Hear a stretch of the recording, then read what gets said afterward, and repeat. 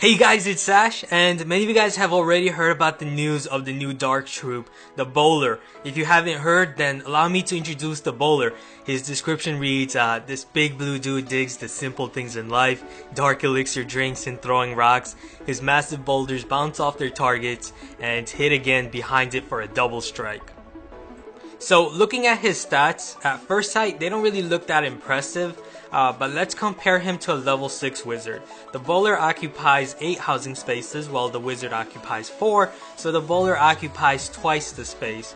A level 6 wizard has 164 HP while the bowler has 380, so he's much bulkier than a wizard. And some of you guys may remember me saying a while ago in one of my videos that one thing we're missing is a bulky ranged attacker that's bulkier than the wizard. And it looks like this is what we're getting. The bowler throws his bowling ball to deal 2 consecutive hits in a straight line path. A level 6 wizard does 180 damage while level 3 bowler does 85. So only about half as powerful as a wizard. But you have to take into account that the bowler has a much greater range and can also do damage to 2 buildings at a time, not 1, unlike the wizard. So yeah, the bowler by no means is inferior to any of the other troops. And also from what I've seen, he's not overpowered in any sense either. He's just a very balanced troop. And he has a special property in the game. The bowler wasn't created to beat Inferno Towers, although that is something I desperately had hoped a new Dark Troop could do.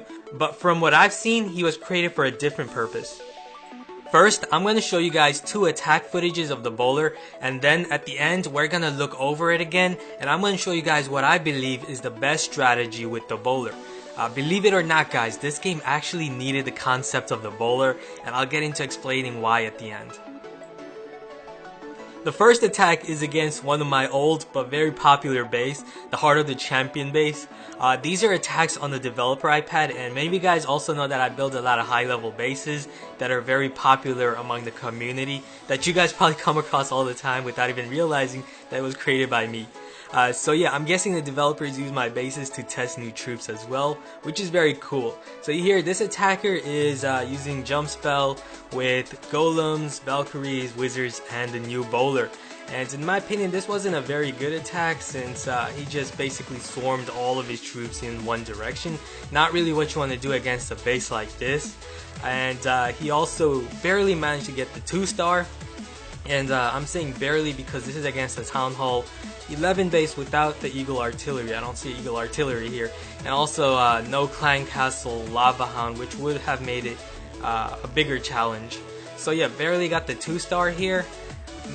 And in my opinion, this is how you should not use the bowler. You shouldn't really use him to just attack in just one direction. And I'm going to show you guys at the end of the video how you're supposed to attack with him.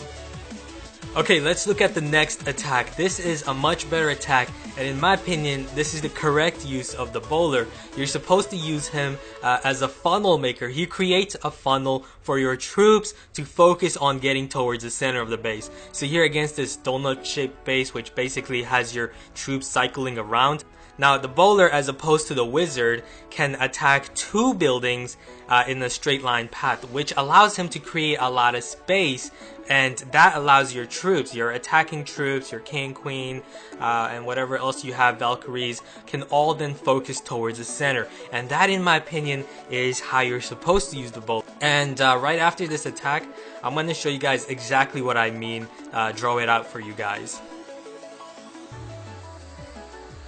Okay, so let's review this attack. The attacker in this video decided to attack the space from the top direction, which in my opinion is not the best direction to attack from, and the reason for that is because you have 2 multi-infernos. Even though this is the closest direction, it's not the best, because you're going to have to deal with both of those infernos. One inferno, one multi-inferno has 5 targets, so 2 of them together is going to be 10 targets together. And then you also have the Eagle Artillery firing. It's going to be a lot of threats you're going to be going up against. So the best direction would have been to attack from the top right or the top left.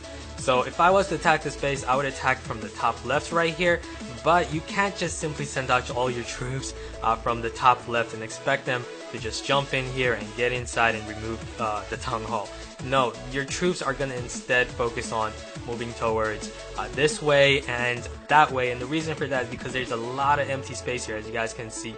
So in order to have your troops funnel inside, you have to create that funnel, and a wizard can't do that effectively because, for example, if you send out your golem and wizards behind you, break inside here, the wizards are gonna be able to remove the outer portion, these buildings on the exterior. He's gonna have a hard time removing the secondary structures, high HP structures, the storages and the defenses on time to allow your troops to funnel inside. So if he removes only the outer structures here, you still have these inner structures, and that's gonna have all your troops, when you attack from this direction, they're just gonna go towards that direction because your wizard failed to remove these structures.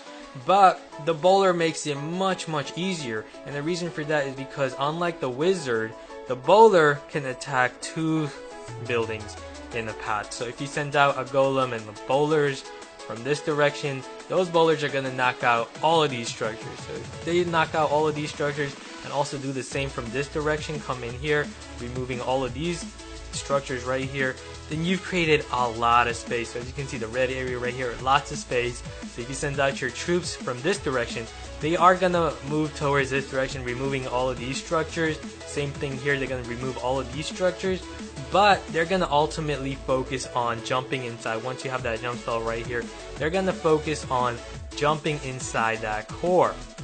And the reason for that is because you've created space using the bowler to effectively create that space. Your troops are not going to focus on moving towards this direction because you've removed all of these structures with the bowler, allowing them to now funnel inside, go inside, only have to deal with one inferno while that inferno is out of range, and you can easily take out that town hall. So yeah, the bowler makes things much easier for these types of bases.